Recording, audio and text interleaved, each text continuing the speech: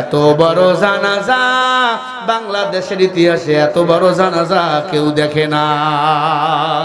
আল্লাহু আকবার। বলেন তারা জানাজার নামাজ কে পড়াইছে? ঢাকা বাইতুল মুকাররম মসজিদের ইমাম আব্দুল মালিক হাফিজাহুল্লাহ এমন বড় আলেম যার জুতা উঠাবার জন্য বড় বড় মুহাদ্দিস শাইখুল হাদিস রেডি থাকে। আব্দুল মালিক দামাত বারাকাতুহু বাইতুল্লাহ আল্লাহর ঘর বাইতুল মুকাররমের যিনি ইমাম, আমার বাংলাদেশের এত বড় আলেম উপমহাদেশে তার চেয়ে বড় আলেম নাই। মারহাবা বলেন। আমার বাংলাদেশ আলেমের খনি, হাফেজের খনি। আমার বাংলাদেশে এত হাফেজ, পৃথিবীর অন্য কোন দেশে এত বেশি হাফেজ নাই। আমার বাংলাদেশে এই পৃথিবীতে 30 বার কোরআন বিশ্বজয়ী কোরআনের প্রতিযোগিতা হয়েছে। একবার নয়, দুইবার নয়, 27 বার আমার বাংলাদেশ বিজয়ের মালা গলায় পড়েছে। কোরআন প্রতিযোগিতায় আমার বাংলাদেশ চ্যাম্পিয়ন হয়েছে 27 বার। এটা আয়োজন হয়েছে 30 বার, আমার বাংলাদেশ চ্যাম্পিয়ন 27 বার। আল্লাহু আকবার। আমার বাংলাদেশ কোরআনের বাংলাদেশ, হাদিসের বাংলাদেশ। কেন বললাম ইলমের দাম বেশি?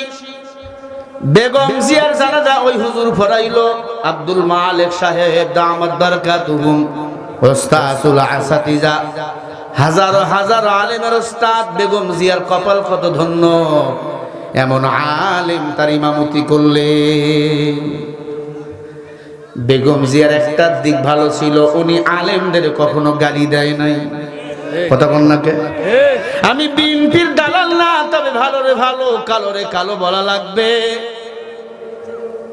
হাসিনা আলেমদের ফাঁসি দিয়েছে, মারছে, মৌলবাদী বলছে। খালেদা জিয়া বক্তব্য বলছে আলেমরা মৌলবাদী না, ওনারা ভালো মানুষ, আল্লাহর প্রিয় গোলাম।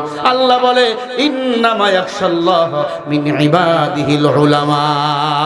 আমার বান্দার মধ্যে যারা আলেম, নিশ্চয় তারা আমি আল্লাহকে বেশি ভয় করে।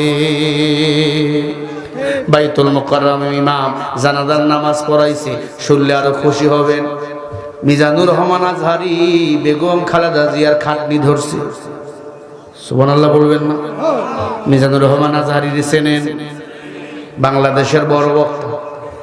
10 লাখ 20 লাখ মানুষ ছাড়া কোনো কথাই নাই। তিনি ধরছে তার খাটনি। আল্লাহ মামুনুল হক তিনিও খাটনি ধরছেন। আরো বড় বড় আলেম জামাতের আমির ডক্টর শফিকুর রহমান তার খাটনি ধরছে। আল্লাহু আকবার জোরে বলেন। তারেক রহমান মায়ের খাটনি ধরছেন। মিজানুর রহমান আজহারি খাটনি ধরে তারেক রহমানের মাথায় হাত দিয়ে বুঝাইতেছেন, ভাই এই দুনিয়াতে আসছি সবাইকে যেতে হবে। এই দুনিয়া থাকার জায়গা না, এই দুনিয়া হলো মুসাফিরখানা। এই দুনিয়ায় কেউ থাকতে পারে না, রাজা বাদশা ফকির মিসকিন সবাইকে খালি হাতে যেতে হয়। 3 বারের সফল প্রধানমন্ত্রী চলে গেল, রাজকীয় বিদায়। হাফেজ আলেম কোরআন তেলাওয়াতের মাধ্যমে বিদায়। এত বড় জানাজা বাংলাদেশের ইতিহাসে এত বড় জানাজা কেউ দেখে না। আল্লাহু আকবার। এজন্য কবি বলে, যেদিন তুমি এসেছিলে ভবে কেঁদেছিলে তুমি, এমন জীবন গরিবে গঠন মরিয়া হাসিবে তুমি, কাঁদিবে ভুবন। আমার ভাই হাদি মারা গেল, এত মানুষের সমাগম, 20 থেকে 22 লাখ মানুষ হয়েছিল। জিয়াউর রহমান মারা গেছিল, তার জানাজায় এমন মানুষ হয়েছিল। বেগম জিয়া মারা গেল, তার জানাজায় এত মানুষ। কেন এত মানুষ? যারা কোরআনকে ভালোবাসে, আল্লাহ আল্লাহ রাসূলকে ভালোবাসে, তাদের সম্মান বলেন বাড়ায়া দেয় কে? ওরে আল্লাহর বান্দা, দুনিয়াতে কেউ থাকবো না, কুল্লু নাফসিন যায়িকাতুল মাউত। প্রত্যেকটা প্রাণীকে মৃত্যুর স্বাদ গ্রহণ করাই লাগবে। ঠিক না বে ঠিক বলেন? প্রত্যেকটা প্রাণীকে মৃত্যুর স্বাদ গ্রহণ করাই লাগবে। এই দুনিয়ার মায়া ছেড়ে আপনাকে আমাকে চিরদিনের জন্য বিদায় নিতে হবে। সবচেয়ে বড় কষ্ট, মা বাবার লাশ যখন সন্তানের কাঁধে ওঠে, তখনকার মতো কষ্ট আর কখনো হয় না। দেখলাম তারেক রহমান মাটি দিতেছেন মায়ের কবরে। আজকে দেখলাম মাটি দিতেছেন আর কাঁদতেছেন আর বলতেছেন আমি একা হয়ে গেলাম, আমার ভাইও নাই, আমার মাও নাই, আমার বাবাও নাই। দোয়া পড়তেছেন, কাঁদতেছেন। তারেক রহমান আসলে আজকে থেকে এতিম। কথা বল না, ভাইও মারা গেছে, স্বৈরাচার আওয়ামী লীগ পিটিয়ে মেরে ফেলছে।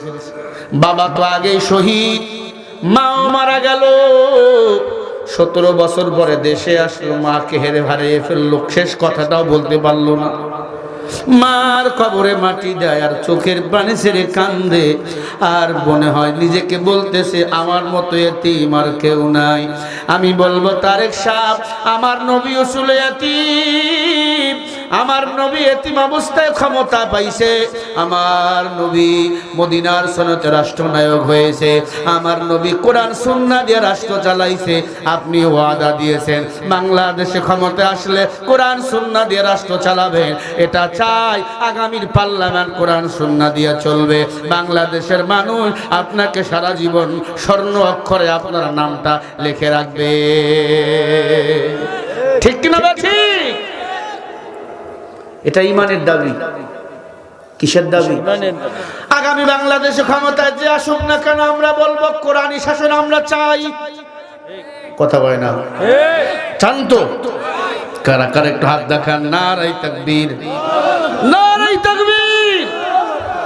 জামাত ইসলাম আসুক, চরমনে আসুক, তারেক রহমান সাহেব আসুক, যে আসুক, আগামীর বাংলাদেশ আমরা কোরআন সুন্নাহর বাংলাদেশ দেখতে চাই। ওয়াতুইসু মান তাশা ওয়াতুদিল্লু মান তাশা। বলেন না ইজ্জত দেওয়ার মালিক কে? আরো জোরে বলেন। আল্লাহ যার ইচ্ছা তারে ক্ষমতায় বসাবে, তবে এমন কোন মানুষ চাই না যারা ক্ষমতায় বসে স্বৈরাচার হবে। আলেমকে ফাঁসি দিবে, আলেমদেরকে জেলখানায় নিবে, এমন কোন স্বৈরাচার আমরা ক্ষমতায় দেখতে চাই না। ঠিক কিনা? রাগ করলেন আপনারা? আমার ভাইয়েরা,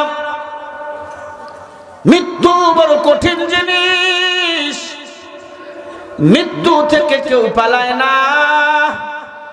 মরণ থেকে যতই পালাও, মরণ লইবে তোমায় ঘিরি। যদিও সুদূর আকাশ পানে লুকাও টানিয়ে সিঁড়ি। নদী পথে নৌকা চালাও ওরে মাঝি ভাই, বেলা ডুবার আগে আমি ওপার যেতে চাই। ডুবে গেলে বেলা রে আর ওঠে না, ভেঙ্গে গেলে মেলা রে আর জমে না। কুল্লু নাফসিন যায়িকাতুল মাউত, প্রত্যেকটা প্রাণীকে মৃত্যু স্বাদ গ্রহণ করাই লাগবে। ও আমার রংপুরের মুসলমান বাবারা, পর্দার অন্তরালের মা বোনেরা, আল্লাহর ভয় দিলের মধ্যে ঢুকাও। আল্লাহর ভয়ে গোপনে মাথা লাগাইয়া তাহাজ্জুদের নামাজে কাঁদো। দুনিয়া থাকার জায়গা নাই, দুনিয়াটা মুসাফির খানা। কত রাজা, কত বাদশাহ, সবাই দুনিয়ার জমিন থেকে চলে গেল বাবা। আপনি আমি এই দুনিয়ার মায়া ত্যাগ করে চিরতরে চলিয়া যাব রে ভাই। এই দুনিয়াতে আপন বলতে আপনার আমার সবাই থাকবে, কবরে একজন আপন, তিনি হলেন আমার আল্লাহ। মাল্লাহুল মাওলা ফালাহুল কুল। কোন বান্দার আল্লাহ যদি আপন হয়ে যায়, আল্লাহর কসম দুনিয়াতে আর কারো দরকার নাই।